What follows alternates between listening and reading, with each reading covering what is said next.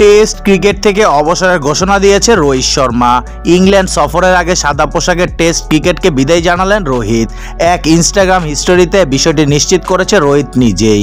Instagram হিস্টোরিতে Rohit লিখেছে, সবাইকে আমি জানাতে চাই আমি টেস্ট ক্রিকেট থেকে অবসরে যাচ্ছি। সাদা পোশাকে নিজের দেশের প্রতিনিধিত্ব করতে পারা দারুণ অনুভূতি ছিল। সবার সাপোর্ট এবং ভালোবাসার জন্য অনেক ধন্যবাদ। আমি ভারতের হয়ে ওয়ানডে ক্রিকেট চালিয়ে যাব। টেস্ট ফরম্যাটটা অনেক দিন ধরেই পক্ষে নেই রোহিত শর্মার।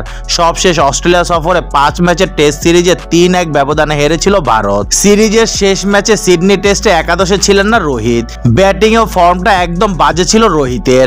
অস্ট্রেলিয়া সফরে প্রথম ম্যাচে পিতৃত্বকালীন ছুটিতে থাকায় দলে ছিলেন না রোহিত। অধিনায়কত্ব করেন জাসপ্রীত বুমরা। সেই একটি ম্যাচই জয় পায় ভারত।